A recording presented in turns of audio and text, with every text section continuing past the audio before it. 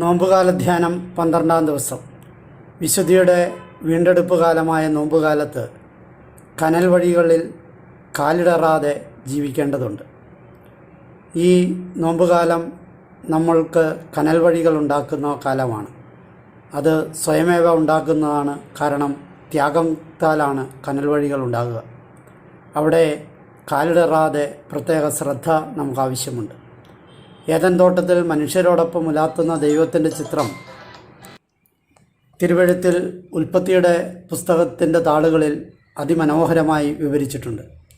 ചില നിമിഷങ്ങളിൽ അങ്ങനെയാണ്. എല്ലാം ശുഭമായിരിക്കും. ആരോഗ്യം, സാമ്പത്തിക സ്ഥിരത, കുടുംബസമാധാനം, ജോലി എല്ലാം വളരെ സന്തോഷപ്രദവും ശുഭകരവും. നമുക്ക് ചുറ്റും ദൈവത്തിൻ്റെ കരങ്ങൾ കൊണ്ട് തീർത്ത സംരക്ഷണ വലയമുണ്ട്.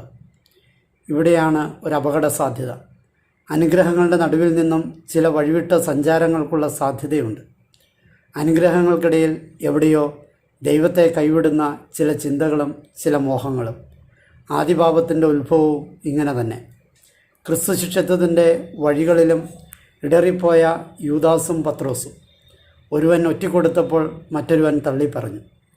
എന്നിട്ടും ഒറ്റിക്കൊടുത്തവൻ സ്വയഹത്യയിലേക്ക് നടന്നു നീങ്ങിയപ്പോൾ തള്ളിപ്പറഞ്ഞവനാകട്ടെ ആദ്യം മാർപ്പാപ്പിയായി ചരിത്രത്തിൻ്റെ നാൾവഴികളിലേക്ക് നടന്നു കയറുന്നു.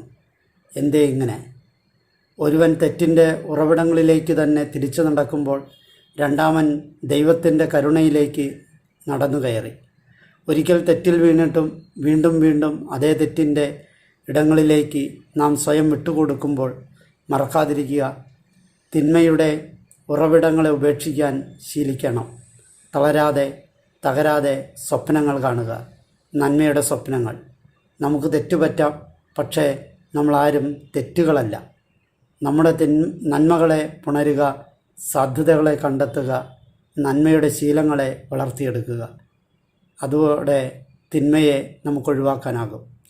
നീറുന്ന സഹനങ്ങളുടെ മുമ്പിൽ പതറി നിൽക്കുമ്പോൾ കരുത്തിൻ്റെയും പ്രകാശത്തിൻ്റെയും കർത്താവിൻ്റെ വാതിലിലേക്ക് നമ്മുടെ പാദങ്ങൾ നടന്നു കയറട്ടെ.